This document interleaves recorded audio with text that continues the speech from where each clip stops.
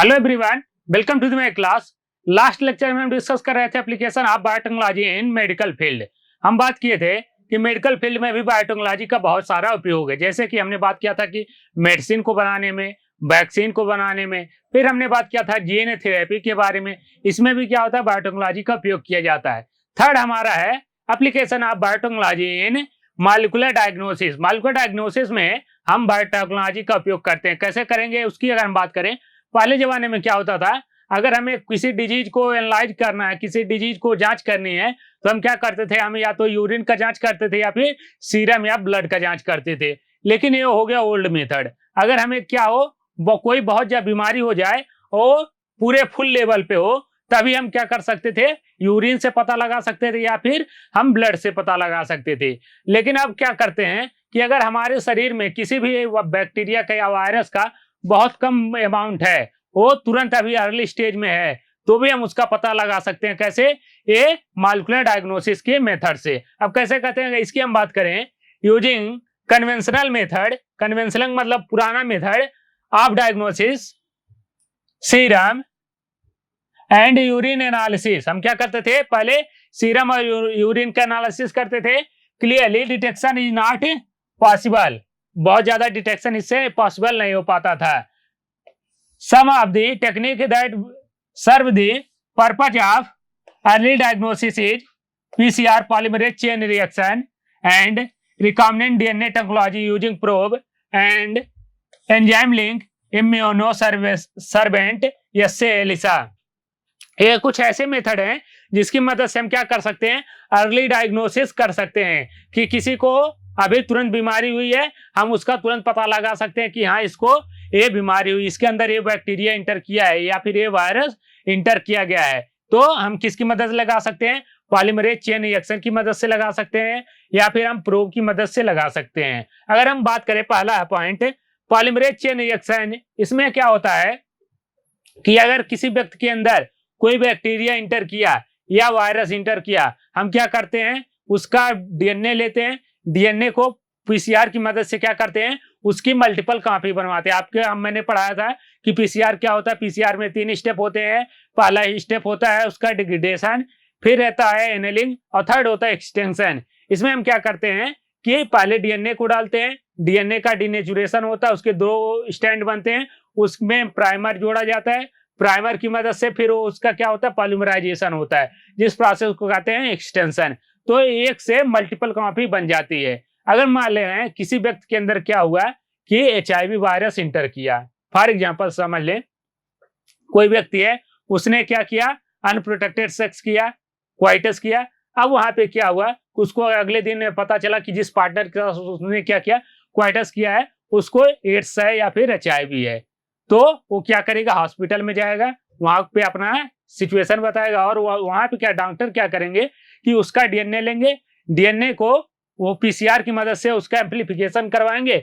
अगर उसके अंदर एचआईवी का वायरस गया है तो क्या हो जाएगा, पता चल जाएगा। लेकिन अगर पीसीआर हम नहीं करते, जब तक उसको पता लगता तब तक बहुत देर हो चुकी होती, उसके पूरे बॉडी में क्या हो जाता है कि एचआईवी के वायरस फैल गए होते, तब इलाज पॉसिबल नहीं हो पाता। इसी तरीके से अगर किसी को लग रहा है कि मुझे कैंसर है, उसका क्या कर सकते हैं हम, उसका डीएनए लिए, डीएनए को क्या किया, पीसीआर की मदद से उसका एम्प्लीफिकेशन करवाए।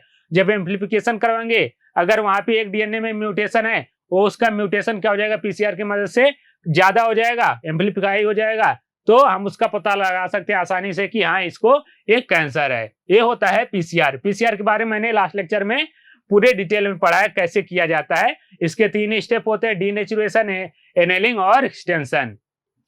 पीसीआर में क्या होता है, very low concentration of bacteria और virus at a time of when a symptom of the disease are not yet visual. क्या होता है कि जब शुरुआत में, जैसे कि किसी के अंदर आप लोग पढ़े होंगे कि एचआईवी में 2 पीरियड होते हैं, विंडो पीरियड और एक पीरियड ऐसा जब इन्फेक्शन वायरस इंटर किया, विंडो पीरियड, और एक जब उसके बॉडी में क्या होता है कि पूरी तरीके से विजिबल होने लगता है कि हाँ इसको एचआईवी हो गया है या फिर एड्स हो गया है। तो जब तक विजिबल नहीं हो रहा है तब तक पता नहीं चलेगा कि हाँ इसको हुआ है। और उसको क्या करना होगा, उसको क्या हो सके कि हाँ अगर मुझे हुआ है तो वो क्या करवाएगा, पीसीआर अपना करवाएगा, वहां से पता चल जाएगा कि हाँ उसको ये बीमारी हुई है। Can be detected by amplification of their nucleic acid by PCR. इसमें क्या करते हैं हम, न्यूक्लिक एसिड का डीएनए का क्या करवाते हैं, एम्प्लीफिकेशन करवाते हैं और पता चल जाता है कि हाँ इसको ये बीमारी हुई है। PCR in only use for detected HIV suspected ads patient. किसके लिए यूज हम करते हैं, HIV सस्पेक्टेड जो पेशेंट होते हैं उनके लिए हम पीसीआर का यूज करते हैं। It is being used to detect mutant gene in suspected cancer patient too. हमने बात किया था कि जो कैंसर पेशेंट होते हैं उनके अंदर भी इसका हम उपयोग करते हैं। कैंसर पेशेंट में क्या होता है कि हमारा जो जीन होता है नॉर्मल जीन, उसके अंदर कुछ म्यूटेशन आ जाता है। जब म्यूटेशन आ जाएगा तो उसके अंदर अब नॉर्मल ग्रोथ होने लगता है। हम क्या करेंगे, उसका भी सेल निकालेंगे, सेल से डीएनए निकाला। अब हमें नॉर्मल ह्यूमन का क्या पता है, जीन पता है कि कहाँ पे कौन सा जीन है। हमने जीनोम प्रोजेक्ट में यही किया था कि हमने पूरे जीन को क्या किया है, पता कर लिया है कि कहाँ पे कौन सा जीन है। अब नॉर्मल जीन से जहाँ पे अलग होगा हम उसको निकाल लेंगे और उसका एम्प्लीफिकेशन करवाएंगे। एम्प्लीफिकेशन करवाएंगे, पता चल जाएगा कि हाँ ये नॉर्मल जीन से अलग है, इसके अंदर कुछ म्यूटेशन हुआ है, यानी कि वहां पे वो कैंसरस सेल है। तो हम कैंसर का भी पता इससे लगवाते हैं और किसका, एड्स पेशेंट में भी पता इसका लग जाता है पीसीआर से। It is powerful technique to identify many other genetic disorder. इसके द्वारा बहुत सारे अदर भी जेनेटिक डिसऑर्डर हैं जिसको हम पता कर सकते हैं। ये तो बात हो गई पीसीआर की। नेक्स्ट आता हमारा प्रोब मेथड। प्रोब में क्या होता है, प्रोब एक DNA double standard DNA, probe जो होता है ये सिंगल स्टैंडर्ड डीएनए होता है या फिर सिंगल स्टैंडर्ड आरएनए होता है। सिंगल स्टैंडर्ड डीएनए होता है या फिर सिंगल स्टैंडर्ड आरएनए होता है। इसमें क्या होता है, प्रोब के ऊपर ये आर्टिफिशियल डीएनए होता है, हमारा एक नॉर्मल जीन है, नॉर्मल जीन का कॉम्प्लीमेंट्री होता है। हमें पता है नॉर्मल जीन का सीक्वेंस क्या है, उसी के अकॉर्डिंग हम क्या बनाते हैं, प्रोब बनाते हैं। और प्रोब में एक है क्या, रेडियो एक्टिव एलिमेंट लगा होता है। प्रोब के ऊपर एक रेडियो एक्टिव एलिमेंट लगा होता है। ये प्रोब क्या काम करता है, जो नॉर्मल जीन है उस पे जाके बाइंड हो जाता है। नॉर्मल डीएनए है, वहां से क्या बना, आरएनए बना, ये जाके आरएनए पे बाइंड हो गया, क्योंकि इसके क्या है, ये कॉम्प्लीमेंट्री है। कॉम्प्लीमेंट्री है तो जाके बाइंड हो गया।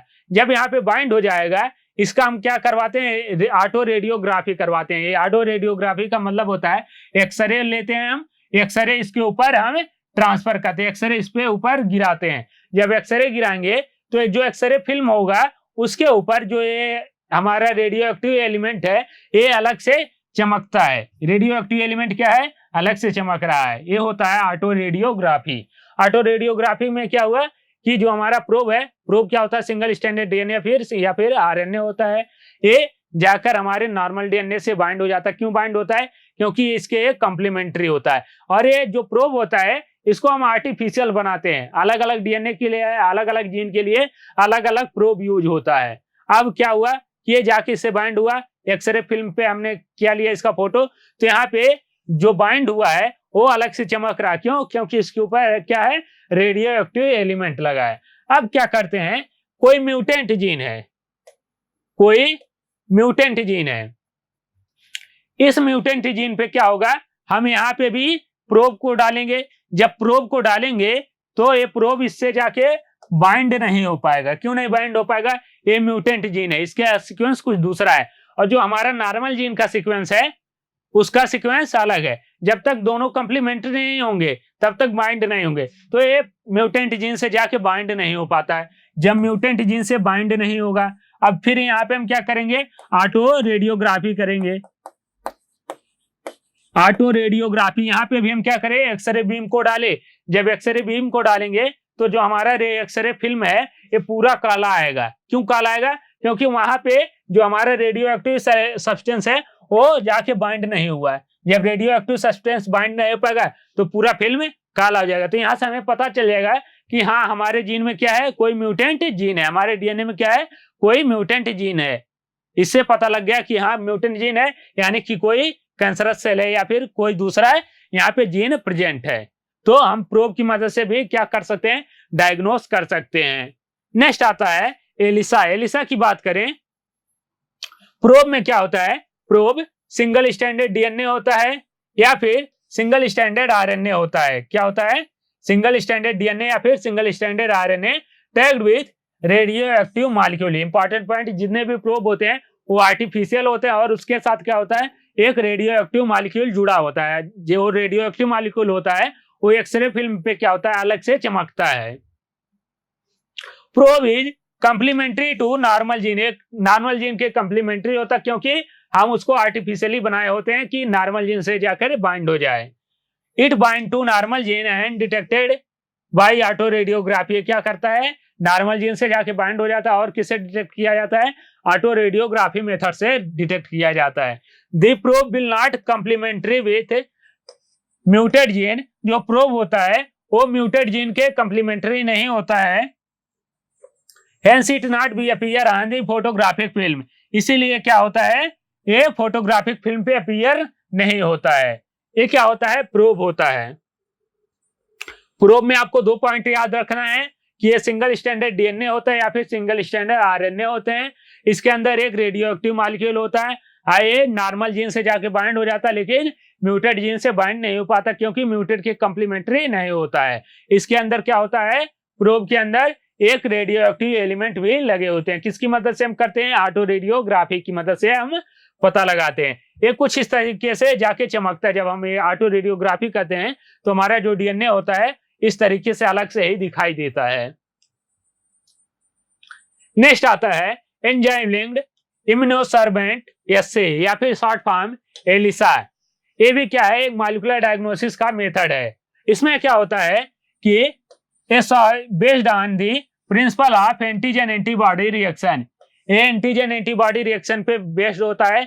जैसे कि कोई हम अगर बाहर से फॉरेन एलिमेंट आता है, फॉरेन सेल आता है, तो हमारा क्या होता है, इम्यून सिस्टम एक्टिव हो जाता है, उसके अगेंस्ट क्या बनाने लगता है, एंटीबॉडी बनाता है। उसी को क्या कहते हैं, एंटीजन एंटीबॉडी रिएक्शन। तो ये उसी मेथड पे बेस्ड होता है। Infection by pathogen can be detected by presence of antigen. इसमें कैसे पता लगाते हैं कि अगर एंटीजन गया तो वहां पे पैथोजन इन्फेक्शन किया तो वहां पे एंटीजन प्रेजेंट होगा।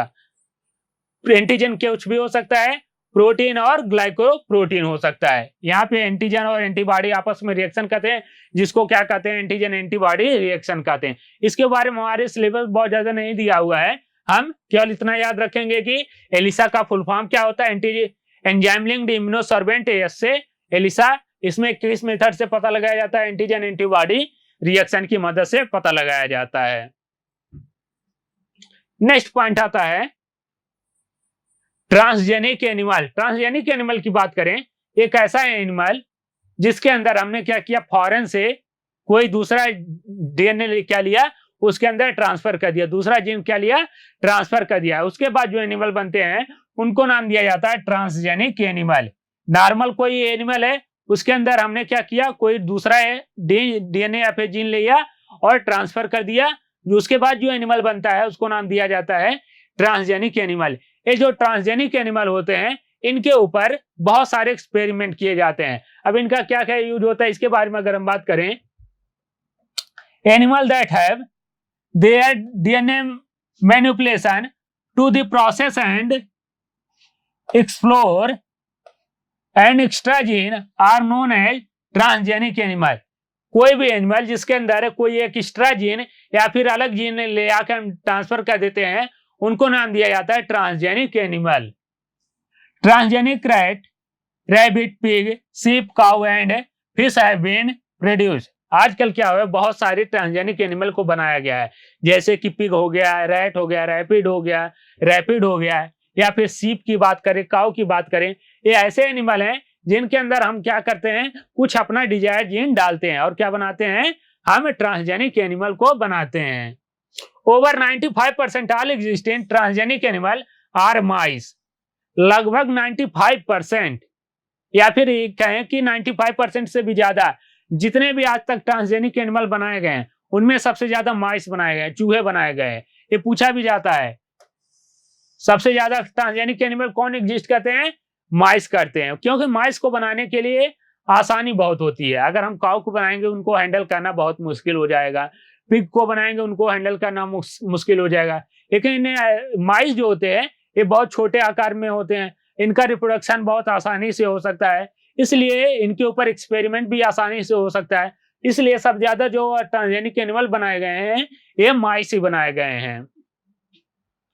माइस में बात करें, कई बार एक सुपर माइस बनाया गया था जिसका जो वेट था वो लगभग एक बिल्ली के वेट के बराबर था। नॉर्मल माइस कितना होता है, 100 ग्राम का होता है, लेकिन जो सुपर माइस बनाया गया था उसका वेट 1 केजी से ज्यादा था। अगर हम बात करें बेनिफिट ऑफ ट्रांसजेनिक एनिमल, कि ट्रांसजेनिक एनिमल के बेनिफिट कौन से हैं, इनको हम क्यों बना रहे हैं, तो उसका अगर बात करें, पहला पॉइंट आता है नॉर्मल फिजियोलॉजी एंड डेवलपमेंट।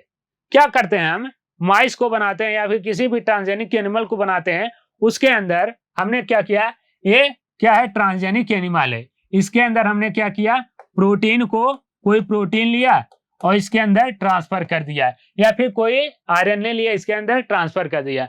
अब हम देखेंगे कि ये प्रोटीन इस माइस के अंदर कैसे वर्क कर रहा है, ये प्रोटीन इस माइस के अंदर कैसे वर्क कर रहा है। हमने क्या लिया, ग्रोथ हार्मोन को लिया, इसके अंदर इंजेक्ट कर दिया। अब देखेंगे कि इस माइस के अंदर ग्रोथ हार्मोन का क्या असर हो रहा है, कैसे इफेक्ट कर रहा है, इसके हेल्थ को क्या हो रहा है। हम उस सारी चीजों को क्या करेंगे, इसके ऊपर स्टडी करेंगे। नॉर्मल फिजियोलॉजिकल एक्टिविटी को स्टडी करने के लिए हम क्या करते हैं, ट्रांसजेनिक एनिमल को बनाते हैं। Transgenic animal can be used for the study how genes are regulated and affected the normal function of the body and its development। हम क्या करेंगे, इसके अंदर स्टडी करेंगे कि कैसे जीन को क्या करते हैं, रेगुलेट करते हैं, हमारे नॉर्मल फंक्शन को रेगुलेट करते हैं। For example, study of complex factor involve in the growth such as insulin like growth factor. हम स्टडी करेंगे कि ग्रोथ है हार्मोन कैसे हमारे अंदर इफेक्ट करता है, या फिर माइस के अंदर इफेक्ट करता है, या फिर इंसुलिन कैसे इफेक्ट करता है। इन सारी चीजों की स्टडी हम क्या इस पे करेंगे, ट्रांसजेनिक एनिमल पे करेंगे। हम नॉर्मल ह्यूमन पे कोई भी एक्सपेरिमेंट नहीं कर सकते हैं, क्योंकि ह्यूमन का एक वैल्यू होता है, लेकिन ये जो एनिमल हो, ट्रांसजेनिक एनिमल हो, माइस हो गया, माइस की क्या वैल्यू साइंटिस्ट के लिए, कुछ नहीं, माइस मर गया मर गया। लेकिन अगर ह्यूमन के ऊपर करना हो तो ये पॉसिबल नहीं है, या फिर किसी हायर एनिमल के ऊपर करना हो तो भी पॉसिबल नहीं है। हम किसके ऊपर करते हैं, ट्रांसजेनिक एनिमल के ऊपर करते हैं। ये जो ट्रांसजेनिक एनिमल होते हैं, ये इनका भी, इनके ऊपर भी क्या होता है, रेगुलेशन होता है। ये नहीं हो सकता है कि हम क्या करें, जितना भी ले पाए ट्रांसजेनिक एनिमल, जितना भी माइस लाए उनके ऊपर हम एक्सपेरिमेंट करें। हर साइंटिस्ट को एक लिमिटेड अमाउंट में क्या होता है, रेगुलेशन होता है कि आप इतने माइस के ऊपर क्या कर सकते हैं, अपना एक्सपेरिमेंट कर सकते हैं। नेक्स्ट आता है study of disease.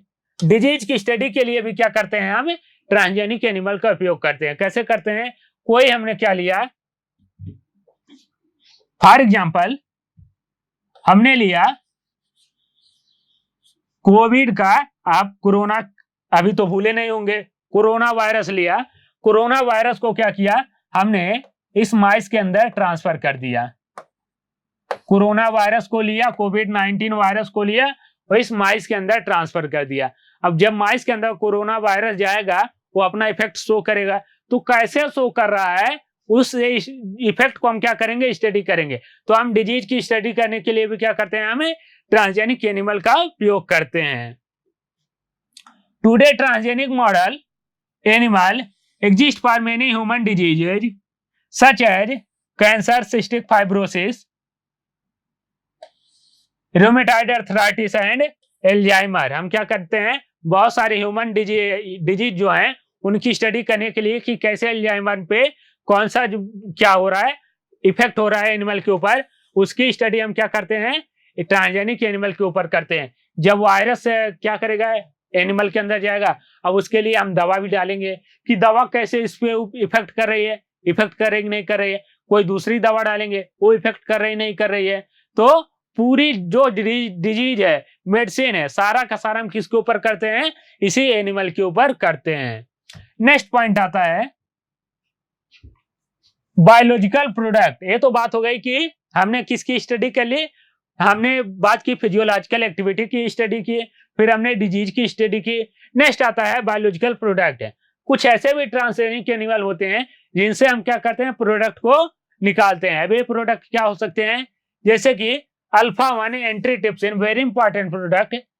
Transgenic animal that product useful product biological product like. कुछ ऐसे ट्रांसजेनिक एनिमल होते हैं जो कि बहुत ही यूजफुल प्रोडक्ट को प्रोड्यूस करते हैं, उनको हम क्या कहते हैं, बायोलॉजिकल प्रोडक्ट। जैसे कि for example alpha 1 antitrypsin. Alpha 1 antitrypsin क्या करता है, ये एक ट्रांसजेनिक सिप बनाई गई उसके अंदर पाया जाता है। अल्फा 1 एंटीट्रिप्सिन का जो जीन होता है इसके अंदर ट्रांसफर किया गया, अल्फा 1 एंटीट्रिप्सिन का जीन इसके अंदर ट्रांसफर किया, इसने क्या किया, अल्फा 1 एंटीट्रिप्सिन को बनाया। उस अल्फा 1 एंटीट्रिप्सिन को हम क्या करते हैं, उसके ब्लड से निकाल लेते हैं, उसके सीरम से निकाल लेते हैं। अभी अल्फा 1 एंटीट्रिप्सिन क्या काम करता है, प्रोड्यूस इन ट्रांसजेनिक सीप। किसके अंदर प्रोड्यूस किया जाता है, ट्रांसजेनिक सीप के अंदर प्रोड्यूस किया जाता है। It is used to treat emphysema. Emphysema क्या होता है, एक हमारे लंग्स का डिजीज होता है, उसके ट्रीटमेंट के लिए किया जाता है अल्फा 1 एंटीट्रिप्सिन का।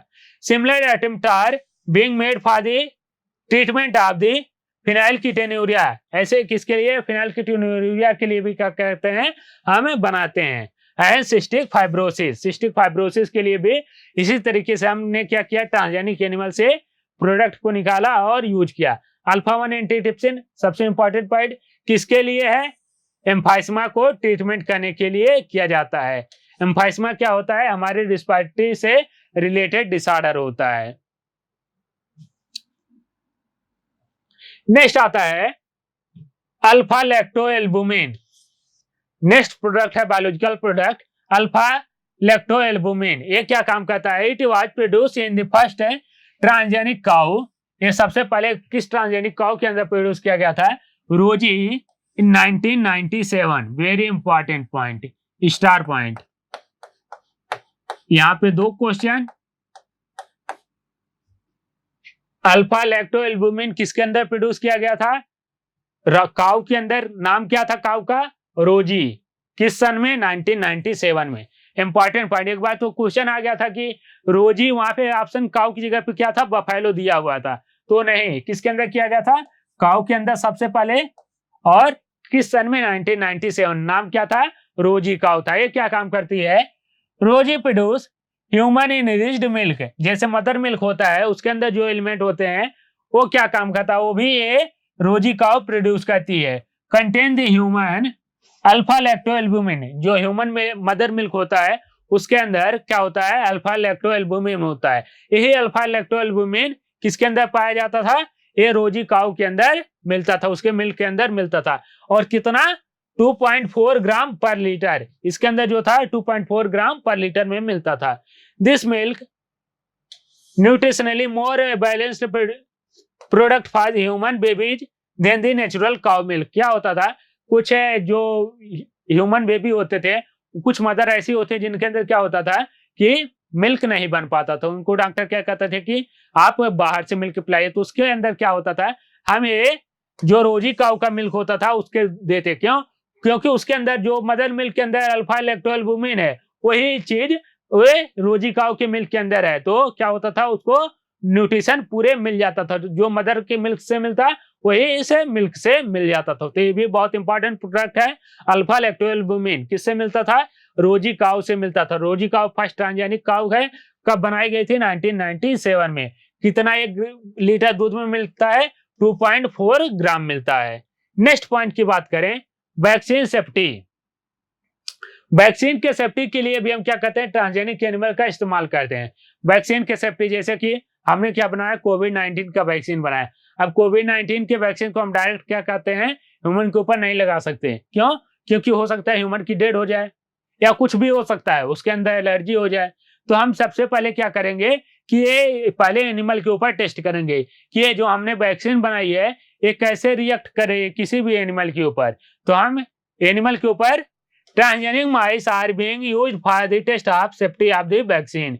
किसकी सेफ्टी के लिए, हम वैक्सीन की सेफ्टी के लिए यूज करते हैं। For example polio vaccine. Polio vaccine का उपयोग पहले किस पे किया जाएगा, एनिमल के ऊपर। अगर एनिमल के ऊपर सक्सेसफुल हुआ तब हम क्या करते हैं, ह्यूमन को लगाते हैं। नेक्स्ट बात करें क्लिनिकल सेफ्टी टेस्टिंग। पहले अगर कोई मेडिसिन बनाते हैं उस मेडिसिन को क्या किया जाता है, पहले एक ट्रांसजेनिक एनिमल को दिया जाता है, उस पर स्टडी करता है कि हाँ ये क्या हो रहा है, इसके ऊपर सही है कि नहीं है, सही काम कर रहा है कि नहीं कर रहा है। तो अगर उस पर सही काम कर रहा है तब हम क्या करते हैं, ह्यूमन के लिए यूज करते हैं। This is known as toxin safety testing. ये क्या कहते हैं, सेफ्टी टेस्टिंग कहते हैं transgenic animal that are carry genes which make them more sensitive to toxic substance than non-transgenic animal। क्या करते हैं, ट्रांसजेनिक एनिमल क्या होते हैं, उनको ऐसा बनाया जाता है कि किसी मेडिसिन के लिए वो ज्यादा सेंसिटिव हो। अगर ज्यादा सेंसिटिव रहेगा, उसको हम थोड़ा सा भी डोज देंगे तो कैसे रिएक्ट कर रहा है हम उसका पता लगा सकते हैं। तो क्लिनिकल सेफ्टी के लिए भी हम उपयोग करते हैं और वैक्सीन के सेफ्टी के लिए उपयोग करते हैं किसका, ट्रांसजेनिक एनिमल का। ये सारे पॉइंट आपको केवल याद रखने हैं। नेक्स्ट अगर हम बात करें, आता हमारा इथिकल इश्यू। अगर हम इतना यूज कर रहे हैं ट्रांसजेनिक एनिमल का, तो इसका कुछ इथिकल इश्यू होना चाहिए, इथिक्स भी होना चाहिए। ये नहीं है कि हम किसी को भी ले रहे हैं, उसको क्या बना रहे हैं, ट्रांसजेनिक बना रहे हैं और उस पर हमें अपना एक्सपेरिमेंट कर रहे हैं। हमें क्या होना चाहिए, एक इथिक्स होना चाहिए, एक रूल होना चाहिए जिसके अंदर हम क्या करें, अपने एक्सपेरिमेंट को परफॉर्म करें। उसके लिए क्या होता है, एक क्या बनाया जाता है, the human manipulation of living organ by the human race can not go on the any future without regulation. Human, हमने पहले लेक्चर में ही बात किया था कि जो ह्यूमन होता है ये बहुत ग्रीडी होता है, बहुत लालची होता है। ये क्या काम करता है, अपने उपयोग के लिए, अपने यूज के लिए ये किसी का भी यूज कर सकता है अपने फायदे के लिए। अपने फायदे के लिए किसी का भी, कोई वो नहीं है, एनिमल है क्या है, कोई मतलब ह्यूमन के लिए नहीं। अगर उसका फायदा हो रहा है तो क्या कर लेगा, यूज कर लेगा। ह्यूमन किसी का भी अनवांटेड यूज ना कर पाए उसके लिए क्या बनाया गया है, इथिकल इशू। इथिकल इशू में क्या होता है, human can manipulation of living organism by the human race cannot go on any further without regulation। क्या कर सकते हैं हम, फर्दर बिना रेगुलेशन के हम किसी का उपयोग नहीं कर सकते। उसके लिए some ethical standard are required to evaluate the morality of all human activities। Human activity को रोकने के लिए, उसकी मोरलिटी को रोकने के लिए क्या करते हैं हम, कुछ स्टैंडर्ड बनाए गए हैं। जैसे कि therefore Indian government has set up the organization such as GEAC, Genetic Engineering Approval Committee। Genetic Engineering Approval Committee, very important point। ये जो जेनेटिक इंजीनियरिंग अप्रूवल कमेटी है GEAC,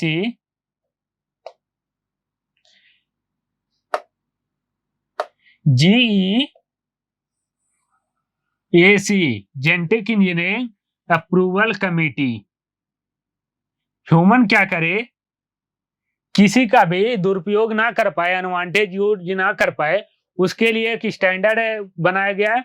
उसमें एक कमेटी बनाई गई जिसका नाम होता है genetic engineering approval committee, full form GEAC, genetic engineering approval committee. ये क्या काम करती है कि जितने भी बायोटेक्नोलॉजी से रिलेटेड प्रोडक्ट होते हैं उनका उस पर रेगुलेशन करने का काम करती है। जैसे कि बनाया गया था कि मान ले हम बनाए बीटी कॉटन, बनाए बीटी ब्रिंजल बनाए, अगर इस बीटी कॉटन को ह्यूमन खा ले रहा है या फिर कोई काऊ खा ले रही है तो एक काऊ के अंदर कोई क्या करेगा, नुकसान ना करे, उसके लिए क्या होगा, रेगुलेशन करना होगा। तो कौन करता है, जेनेटिक इंजीनियरिंग अप्रूवल कमेटी। ऐसे बनाया गया था कि बीटी ब्रिंजल बनाया गया था। ये बीटी ब्रिंजल क्या काम करता था कि कुछ ह्यूमन के अंदर एलर्जी काज करता था, इसको बैन कर दिया किसने, जेनेटिक इंजीनियरिंग अप्रूवल कमेटी। तो इस पे रेगुलेट कौन कर रहा है, यही GEAC, genetic engineering approval committee will make decision regarding the validity of genetic modified research, GM research and safety of introducing GM organism for the public service। जितने भी हम जेनेटिक मॉडिफाइड रिसर्च कर रहे हैं या फिर हम क्या बना रहे हैं, जेनेटिक मॉडिफाइड ऑर्गेनिज्म बना रहे हैं या फिर कोई भी प्रोडक्ट बना रहे हैं, ये ह्यूमन की सेफ्टी के लिए है नहीं कि नहीं है, या फिर किसी अदर एनिमल के सेफ्टी के लिए है कि नहीं है, इन सारे रेगुलेशन को कौन कंट्रोल करता है, ये जेनेटिक इंजीनियरिंग अप्रूवल कमेटी। यही होता है इथिकल इशू। नेक्स्ट पॉइंट आता है बायो पेटेंट। बायो पेटेंट क्या होता है, किसी भी चीज पे अपना अधिकार जमाना, वो कहलाता है पेटेंट। पेटेंट मतलब ये पेन जिसने बनाया, जिस कंपनी ने बनाया, जिस कंपनी ने इसका डिस्कवरी किया, अब वो कंपनी क्या करेगी, इस पे अपना पेटेंट लेगी। पेटेंट मतलब गवर्नमेंट से एक रजिस्ट्रेशन करवा लेती है, वो कहती है कि अगर कोई दूसरी कंपनी या कोई दूसरा व्यक्ति ये पेन बनाया तो इस पेन को बेचने में जो भी पैसा कमाएगा उस पैसे में से कुछ हिस्सा उस कंपनी को दिया जाएगा जो जिसने इस पेन को क्या किया, सबसे पहली बार बनाया। यही होता है पेटेंट करवाना। A patent is a right granted by the government to the investor to prevent other the from of commercial use of his invention. This law and rules prevent the unauthorized exploration of bioresources. अगर यही क्या हो रहा है कि biology के field में use हो रहा है तो इसको नाम दिया जाता है बायो पेटेंट। पेटेंट किसी हर फील्ड में होता है, किसी भी प्रोडक्ट के लिए हो सकता है, कोई आविष्कार कर रहा है उसके लिए हो सकता है, या फिर किसी डिस्कवरी में क्या हो रहा है, कोई क्या हो रहा है उसमें इंप्रूवमेंट हो रहा है उसके लिए हो सकता है। कहीं पे भी किसी भी चीज का पेटेंट हो रहा है अगर उसको किसी ने पहली बार किया है। Patent is granted for innovation, कोई नया इनोवेशन हो रहा है उसके लिए पेटेंट ग्रांट किया जाता है। और इसको ग्रांट कौन करता है? हर देश का अलग अलग जो गवर्नमेंट होती है वो अपने देश में क्या करते हैं, पेटेंट को ग्रांट करती हैं। And improvement in an earlier invention, कोई इन्वेंशन हुआ है उसके अंदर कोई क्या कर रहा है कि उसमें इम्प्रूवमेंट कर रहा है, उसमें कोई बदलाव कर रहा है, उसके लिए भी क्या होता है, पेटेंट करवाया जाता है। या फिर प्रोसेस ऑफ जनरेटिंग प्रोडक्ट, कोई प्रोडक्ट को बनाने का कोई प्रोसेस हो रहा है, नया प्रोसेस, जैसे कि हमने बात किया था इंसुलिन बनाने के लिए इली लिली कंपनी, उसने क्या किया था, सबसे पहले इंसुलिन बनाया था तो उसने क्या किया, सबसे पहले उस पर पेटेंट कर लिया कि कैसे हमने इंसुलिन बनाया। अब पूरे विश्व में उस मेथड से जो कोई भी इंसुलिन बनाएगा वो इंसुलिन का जो पैसा होगा उसका कुछ हिस्सा उस इली लिली कंपनी को देगा, वही क्या कहलाता है, पेटेंट कहलाता है। या फिर किसी कॉन्सेप्ट या डिजाइन के ऊपर भी पेटेंट दिया जाता है। पेटेंट की बात करें, इसका सबसे बढ़िया एग्जांपल होता है बासमती राइस। नेक्स्ट पॉइंट आता है बायोपायरेसी। बायोपायरेसी की बात करें, बायोपायरेसी मीन्स होता है किसी भी बायोलॉजिकल प्रोडक्ट की चोरी करना। बायोलॉजिकल प्रोडक्ट की चोरी करना मतलब जैसे कि मान ले रहे हैं मेरे घर में कोई सामान है, कोई सामान पैदा हो, कोई जैसे मान लें चावल है, कोई एक स्पेसिफिक चावल है जो मेरे घर में क्या हो रहा है, पैदा हो रहा है। अब ये चावल को क्या करे, मेरा पड़ोसी ले जाके चुरा ले और कह दे नहीं ये मेरे घर का है, क्या कह दे, नहीं ये मेरे घर का है, और वो क्या करवा ले, उस चावल के ऊपर अपना पेटेंट करवा ले। तो हमें अगर उस चावल को मैं खाऊंगा तो क्या करना होगा, उसी चावल के लिए मुझे पैसे देने होंगे, किसे, अपने पड़ोसी को। तो ऐसे ही क्या होते हैं, बहुत सारे ऐसे देश हैं जो क्या काम करते हैं, जो गरीब कंट्री होते हैं, पुअर कंट्री होते हैं, उनके यहाँ से क्या करते हैं, प्रोडक्ट को ले जाते हैं और अपने आप पेटेंट करवा लेते हैं। जब पेटेंट करवा लेंगे तो उनके यूज के लिए और जितनी कंट्री हैं उनको क्या करना पड़ेगा, उसको टैक्स देना पड़ेगा। यही होता है बायोपायरेसी। सामान की चोरी करना क्या कहलाता है, बायोपायरेसी कहलाता है। बायोपायरेसी में जितने भी डेवलपिंग कंट्री होते हैं उनके अंदर क्या होता है, ये गरीब होते हैं, पुअरली फाइनेंशियली क्या होते हैं, पुअर होते हैं, और क्या होता है, लेकिन इनके अंदर बायोडाइवर्सिटी जो होता है वो बहुत ज्यादा होता है। जैसे कि हम बात करें इंडिया का है, इंडिया के अंदर बहुत सारे बायोडाइवर्सिटी है, बहुत सारे मेडिसिनल प्लांट हैं, बहुत ज्यादा फॉरेस्ट है। हम बात करें अफ्रीका की, उसकी अफ्रीका क्या गरीब तो है लेकिन वो क्या है, उसके अंदर बायोडाइवर्सिटी बहुत ज्यादा है। तो जितने भी डेवलपिंग कंट्री होते हैं उनके अंदर क्या होते हैं, वो पुअर, फाइनेंशियली पुअर होते हैं और रिच इन बायोडाइवर्सिटी होते हैं, रिच इन ट्रेडिशनल नॉलेज, और उनके अंदर क्या होता है, ट्रेडिशनल नॉलेज भी होता है। जैसे कि हम बात करें इंडिया में आयुर्वेदा है, आयुर्वेदा क्या है, ट्रेडिशनल नॉलेज है। अब आयुर्वेद का उपयोग करके क्या करे, आयुर्वेद ले जाके अमेरिका में कोई कंपनी कहे कि नहीं आयुर्वेद मेरा है, उस पर पेटेंट करवा ले, तो अगर उस आयुर्वेद को हम क्या करना होगा, हमें यूज करना होगा, तो हमको अमेरिका को पैसे देने पड़ेंगे। ये होता है बायोपायरेसी, कि हमारे सामान की चोरी कर लेना और हमसे ही उसके लिए क्या करना, पैसे लेना, ये होता है बायोपायरेसी।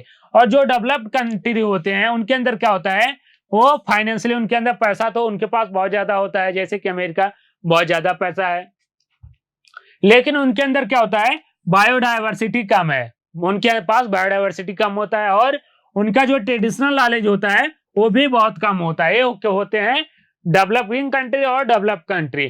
तो डेवलप कंट्री क्या काम करते हैं कि डेवलपिंग कंट्री के अंदर जाते हैं और उनके यहाँ से क्या कर लेते हैं, ट्रेडिशनल नॉलेज उनका ले लेते हैं, ट्रेडिशनल नॉलेज ले लेते हैं, या फिर उनका जो बायोडायवर्सिटी का कोई प्रोडक्ट है उस प्रोडक्ट को ले लिए और प्रोडक्ट को ले जाके अपने देश में क्या करवा लेते हैं, ये पेटेंट करवा लेते हैं। जब पेटेंट करवा लेंगे तो उस प्रोडक्ट को अगर कोई दूसरा यूज करना चाहेगा तो उनको क्या करना पड़ेगा, उसे डेवलप नेशन को क्या देना पड़ेगा, टैक्स देना पड़ेगा। ये होता है biopiracy. Biopiracy is term used to refer the use of bioresources by multinational companies and other organisation without the proper authorisation from the country and people concern without compulsory payment. क्या काम करते हैं, कुछ मल्टीनेशनल कंपनी होती है या फिर कोई देश होते हैं, ऑर्गेनाइजेशन होते हैं, ये क्या करते हैं, बिना आपकी परमिशन के लिए आपका प्रोडक्ट लिए उसका यूज करने लगे, उसको पेटेंट करवा लिए, उस पेटेंट का जो पैसा होगा वो भी आपको नहीं मिलने वाला है। तो ये क्या कहलाता है, बायोपायरेसी कहलाता है कि अपने सामान की चोरी कर लेना। बायोपायरेसी की बात करें, सबसे अच्छा एग्जांपल है बासमती राइस। बासमती राइस आपको पता होगा कि क्या क्या होता है, इसके अंदर फ्रेगनेंस बहुत ज्यादा अच्छा होता है, न्यूट्रिशनल क्वालिटी भी इसके अंदर अच्छे होते हैं, इसके जो ग्रेन्स होते हैं ये बहुत बड़े बड़े होते हैं, मतलब कि सबसे बेस्ट क्वालिटी की राइस जो होती है ये बासमती राइस होती है। इंडिया के अंदर क्या है, राइस की सबसे ज्यादा वेराइटी पाई जाती है, लगभग 2 लाख वेराइटी राइस की इंडिया के अंदर केवल पैदा होती है। 2 लाख सबसे ज्यादा अगर बात करें कि राइस की वैरायटी पूरे विश्व में कहां पैदा होती है, तो इंडिया के अंदर पैदा होती है। और इंडिया के अंदर 27 वैरायटी ऑफ 27 वैरायटी ऑफ क्या होता है, बासमती का भी पैदा होता है। तो एक क्या थी, अमेरिकन कंपनी थी, ये अमेरिकन कंपनी क्या ली, इंडिया के अंदर से जो इंडिया का लोकल बासमती राइस था, इस बासमती राइस को ले गई, इस बासमती राइस को ले गई अमेरिका, और वहां पे उनका जो सेमी डॉर्फ वैरायटी था उससे क्या करवाई, एक क्रॉस करवा दी, यहां से क्या बना, एक नई बासमती राइस पैदा हो गई। और इस बासमती राइस पे क्या की, उसने पेटेंट करवा लिया। इंडिया का जो था बासमती राइस उसको ले गया, वहां के एक राइस से क्या किया, इसने क्रॉस करवाया और एक semi dwarf variety of rice को बनाया। इस राइस पे क्या करवा लिया, उसने पेटेंट करवा लिया। अब ये राइस किससे बना था, इंडिया के बासमती राइस से, इस पे हक तो इंडिया का होना चाहिए था, लेकिन उसने पेटेंट करवा लिया। अब इस राइस को जो भी खाएगा, इस राइस को जो भी खाएगा या कोई भी कंपनी बनाएगा, कोई किसान इसको पैदा करेगा, उसको क्या करना होगा, उस कंपनी को टैक्स देना होगा, उस कंपनी को क्या देना होगा, टैक्स। किसने क्या किया, चोरी से क्या किया, ले गई और उसने अपनी नई वैरायटी बना ली। ये होता है biopiracy. The diversity of rice in India is one of the richest in the world. किसमें है, सबसे ज्यादा है, और कितनी वैरायटी है, 2 लाख वैरायटी है। 27 documented variety of basmati are grown in India. 27 variety के क्या है, बासमती केवल इंडिया में पैदा किए जाते हैं। इन 1997 an American company got the patent on the new basmati rice through the US patent and trademark office. इसने क्या किया, US patent and trademark office से एक पेटेंट ले लिया, किस पे, बासमती राइस के ऊपर, कि बासमती राइस हमारी कंपनी ने बनाया है, और इस कंपनी की बासमती राइस को अगर कोई भी बनाएगा या फिर पैदा करेगा उसको हमें क्या देना होगा, टैक्स देना होगा। This new variety of basmati has actually been derived from the Indian basmati was crossed with the semi dwarf variety. क्या किया था, किससे क्रॉस करके बनाया गया था, इंडियन बासमती राइस से और सेमी डॉर्फ वैरायटी की लोकल सेमी डॉर्फ वैरायटी से। Similarly several attempt have been also made to patent of turmeric and neem. ऐसे ही क्या किया कि टर्मरिक भी और नीम को ले जाकर उसने क्या किया, पेटेंट करवा लिया और कहा कि नहीं मेरा है। लेकिन इस पे फिर गवर्नमेंट ने क्या किया, केस किया, और उस केस को इंटरनेशनल कोर्ट से इसको मिल गया कि नहीं, इंडिया का ही ये जो वैरायटी है ये इंडियन वैरायटी है। तो फिर से इंडियन गवर्नमेंट ने इस पे क्या लिया, अपना पेटेंट ले लिया। ऐसे किसके लिए और किया गया था, टर्मरिक और नीम के लिए। अगर ऐसा ना कोई कंपनी ऐसा ना कर पाए, इसके लिए एक कमेटी बनी, क्या बनी थी, कमेटी गवर्नमेंट ने बनाई, और किसमें, हाउ टू कंट्रोल बायोपायरेसी। अब बायोपायरेसी को कैसे कंट्रोल किया जाए, इसके लिए इंडियन गवर्नमेंट ने क्या किया, Indian parliament has recently clear the second amendment of the Indian patent bill. Indian patent bill में दूसरा संशोधन किया, सेकंड अमेंडमेंट बिल लाया। उसमें क्या किया, that has take such issue into the consideration including the patent term, emergency provision and research and development initiative. इसमें क्या किया, दूसरा बिल लाया, उसमें क्या किया, जो पहले पुराने वो थे बिल थे उसके अंदर कुछ ऐसे इशू थे कि कोई भी ले जाके अपना पेटेंट करवा सकता था, लेकिन अब सेकंड अमेंडमेंट बिल में क्या हुआ कि उसके अंदर सुधार किया गया और किस पे लिया गया, डेवलपमेंट के लिए, रिसर्च के लिए और इमरजेंसी प्रोविजन इसमें प्रोवाइड किए गए। इसमें किसमें, second amendment Indian patent bill किसके द्वारा लाया गया था, इंडियन गवर्नमेंट के द्वारा। इसकी अगर हम बात करें, जो मोदी गवर्नमेंट है ना, इन चीजों में बहुत अच्छा काम कर रही है। मोदी गवर्नमेंट ने क्या किया, जो ऐसे बिल थे या फिर ऐसे नियम थे पहले कि उसके अंदर कोई भी आता अपने देश का सामान ले जाकर अपने यहाँ पेटेंट करवा लेता था, तो उसमें सुधार करने के लिए सेकंड अमेंडमेंट एक्ट लाया गया और उसके अंदर सुधार किया गया। यही होता है बायोपायरेसी को कंट्रोल करने का तरीका। नेक्स्ट अगर हम बात करें बायो रिमेडिएशन, हमने बात कर ली, बायो पेटेंट की बात की, बायोपायरेसी की बात कर ली। अब नेक्स्ट यूज आता हमारा बायोटेक्नोलॉजी का बायो रिमेडिएशन। हमने जब फर्स्ट लेक्चर में बात किया था कि बायोटेक्नोलॉजी का उपयोग किसमें किसमें कर सकते हैं, तो उसमें एक था बायो रिमेडिएशन। बायो रिमेडिएशन मतलब होता है किसी भी लिविंग ऑर्गेनिज्म का उपयोग करके हम अपने पोल्यूशन को कम करने काम करते हैं, उसको नाम दिया जाता है bio remediation. Bio remediation is branch of biotechnology that employs the use of living organisms like microbe and bacteria in the removal of pollutant and toxins from the soil, water and other environment। हम किसी भी micro organism का या फिर bacteria का उपयोग करके अगर हम क्या कर रहे हैं, पोल्यूटेंट को हटा रहे हैं, पोल्यूशन को हटा रहे हैं, कहाँ से, वाटर से हटा रहे हैं, सॉइल से हटा रहे हैं या फिर किसी भी एनवायरमेंट से हटा रहे हैं, तो क्या कहलाता है, बायो रिमेडिएशन कहलाता है। ये टर्म यहाँ पे इंपॉर्टेंट बायो रिमेडिएशन है। यहाँ पे 2-3 टर्म जब एग्जाम में पूछा ही जाएगा ना, तो वहां पे एक ऑप्शन आएगा बायो रिमेडिएशन आएगा, बायो इन्फॉर्मेटिक्स आएगी, बायो फार्मेशन आएगा, तो 2-3 टर्म सिमिलर आते हैं। तो बायो रिमेडिएशन का मतलब क्या होता है, रिमूवल ऑफ पोल्यूटेंट या फिर pollution by the use of living organism like microorganism and bacteria. Example Pseudomonas Pouteria. Pseudomonas Pouteria ये क्या है, एक तरीके की बैक्टीरिया होती है। ये बैक्टीरिया जितने भी समुद्र में क्या होता है, जब समुद्र में जहाज चलती है तो वहां पे कई बार जहाज के क्या होता है, जहाज से ऑयल की लीकिंग होने लगती है। समुद्र में क्या चल रही है, जहाज चल रही है, तो कई बार क्या हो जाता है, जहाज में आग लग गई। और आपको पता होगा कि जो ऑयल का ट्रांसपोर्ट होता है मैक्सिमम वो किसके द्वारा होता है, बड़े बड़े शिप के द्वारा होता है। तो जहाज में आग लग गई, पूरे शिप में जितने भी ऑयल थे ये समुद्र में फैल गए। जब समुद्र में फैल जाएंगे तो समुद्र की लेयर पे क्या हो जाता है, एक ऑयल की लेयर हो गई, ऑयल की लेयर हो। अब ऑक्सीजन अंदर जा नहीं पाएगा, ऑक्सीजन अंदर नहीं जा पाएगा तो क्या होता है, अंदर जो लिविंग ऑर्गेनिज्म है, लिविंग ऑर्गेनिज्म अंदर है, ये इनको ऑक्सीजन नहीं मिल पाता है तो ये मरने लग जाते हैं। और ये जब ऑयल स्प्लिटिंग होता है ना समुद्र में, कई कई किलोमीटर के अंदर तक हो जाता है, क्योंकि समुद्र में जो शिप में ट्रांसपोर्ट होता है ऑयल, ये बहुत ज्यादा अमाउंट में होता है। जो ऑयल पाइप होते हैं ये कई बार फट जाते हैं समुद्र के अंदर, तो उससे ऑयल की क्या हो जाती है, स्प्लिटिंग हो जाती है। तो उसको कम करने के लिए, एक तरह का क्या है, पोल्यूशन है, उसको कम करने के लिए ये एक डॉक्टर थे, डॉक्टर आनंद मोहन चक्रवर्ती, इन्होंने एक बैक्टीरिया को बनाया है। ये बैक्टीरिया क्या काम करती थी, ये जो ऑयल स्प्लिट हुआ है इस ऑयल को वो खा जाती थी, इसीलिए इसको नाम दिया जाता है ऑयल ईटिंग बग। क्या नाम दिया जाता है, ऑयल ईटिंग बग।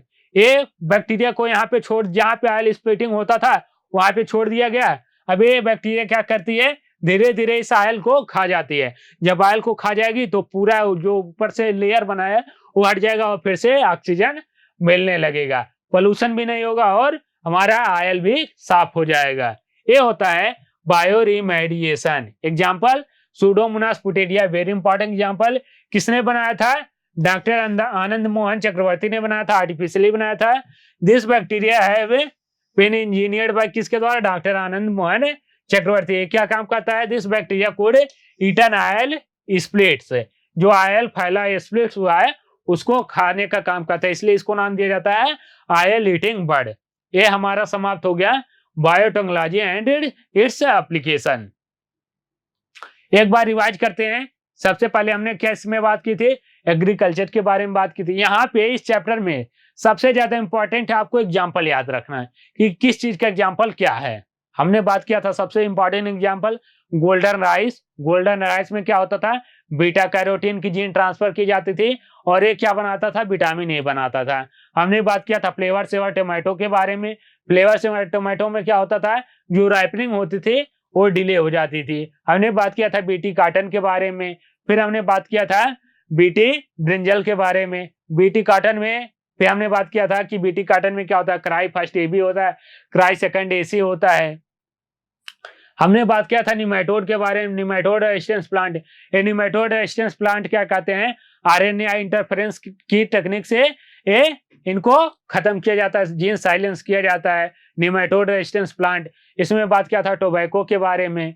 फिर हमने बात किया था कि मेडिसिन के उपयोग में, मेडिसिन में हमने बात किया था कि इंसुलिन को कैसे बनाया जाता है। इंसुलिन को बनाने के लिए 1983 में सबसे पहले इली लिली कंपनी ने बनाया था। फिर हमने बात किया था कि बायोपायरेसी क्या होता है, बायो पेटेंट क्या होता था। हमने बात किया था जीन थेरेपी के बारे में। फिर हमने बात किया बायो रिमेडिएशन। तो ये पूरा का पूरा चैप्टर क्या है आपको टिप्स पे याद होना चाहिए। टिप्स पे कैसे याद होगा कि आप जितने भी एग्जाम्पल है उसको एक पेज पे लिख लीजिए और जितनी भी बार जाइए, जैसे कि आप एनसीईआरटी रिवाइज कर रहे हैं, कहीं बगल में एक पेज लगा लीजिए। उस एग्जाम्पल क्या है, जितनी बार एनसीईआरटी पलट रहे हैं आप एग्जाम्पल को देख ले रहे हैं तो पूरा का पूरा एग्जाम्पल आपको फिंगर टिप्स पे याद हो जाएगा। और इस चैप्टर में क्या है? एग्जाम्पल इंपॉर्टेंट है। चैप्टर छोटा है, आसान है, लेकिन बहुत इंपॉर्टेंट है। 3 से 4 क्वेश्चन हर साल आते ही आते हैं। अब नेक्स्ट हम लेक्चर में बात करेंगे किसी नए चैप्टर में। हम हो सकता है बात करें कि ह्यूमन रिप्रोडक्शन या फिर रिप्रोडक्शन इन फ्लावरिंग प्लांट के बारे में। मिलते हैं नेक्स्ट लेक्चर में, तब तक के लिए थैंक यू।